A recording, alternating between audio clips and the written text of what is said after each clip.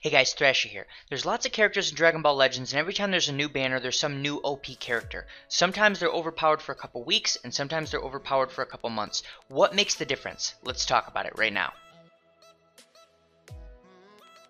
Okay, so what we're really talking about here is power creep, and what makes a powerful unit powerful for a long period of time versus a very short period of time where they fall off quickly. There's really two areas that make a unit very powerful. Either they can do a lot of damage, or they have some ability in their kit that makes your team better as a whole. With that being said, there are lots of very powerful units that have both. They do a ton of damage, which makes them very good, and they have some abilities in their kit that makes your team awesome as a whole. A great example of this was Bardock when he first came out. Bardock did a ton of damage, he could wipe out most units, and he had a main ability that allowed you to lock in a specific opponent's character so that you could essentially wipe that character out and they couldn't do some type of a cover change, something like that. So that ability alone made your team as a whole better, because if they had a character that could counter someone else on your team, you could lock that character in with Bardock and then you could switch out to someone else, or you could use Bardock and try to finish that character off. The reason that's so powerful is because as future characters come out, say some new super powerful damage dealing unit comes out tomorrow, right?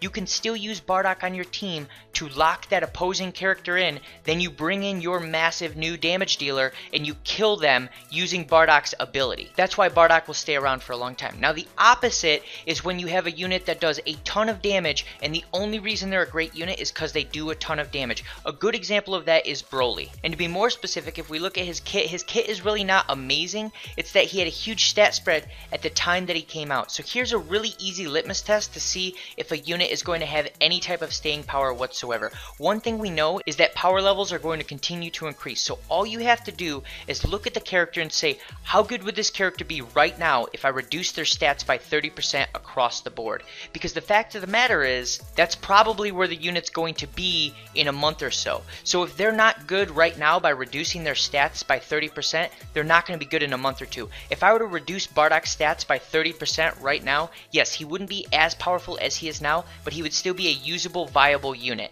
That is not true of Broly, and that is why you don't really see Broly right now. Because if he doesn't have massive health, do a ton of strike damage just from his raw stats, because his abilities themselves don't give him a bunch of extra bonus damage, he's just not going to do anything for your team. He's not making your team better. Now let's look at another example of a unit that does a ton of damage, doesn't have a ton of team utility, but should stay around for a long time, and that is the character on the right side of the screen here, Super Saiyan 2 Gohan. The reason that he's probably going to stay around for a long time is because his damage is not from his raw stats, it's from a percentage ability boost, meaning no matter how bad his stats are, he's going to get a 10% boost every time you hit him, and then when he gets below 50%, he gets a 50% boost. And because of the way damage is normalized in this game, no matter what his stats fall to, the worst case scenario is that his damage is cut in half to what it would normally be, which won't happen because power creep isn't going to get that insane. In a scenario like that, you'd have to have some opponent where their defense stat is 3 times as high as Gohan's attack stat in order to cut it in half like that, and the opposite is true. In order to do 3 times as much as normal damage, you would have to have some insane attack stats to really get up to that point. And then after that 3 times, it pretty much cuts off to no gain whatsoever. So that type of power creep is years off, so in that case I wouldn't even really worry about it. So in the end, it's pretty simple. If you see a character that's overpowered and they're overpowered because of their abilities in their kit, they're going to be good for a very long period of time. If they're overpowered because of their raw stats, then they're going to fall off very, very quickly. And that's really all there is to it. That's all you really have to remember. Obviously there's little nuances here and there, but that's the large majority of it. If you guys have any questions, comments, you want to talk about specific characters, throw them down below and let's talk about them. And if you like this content, make sure to like and subscribe, and I'll see you in the next video.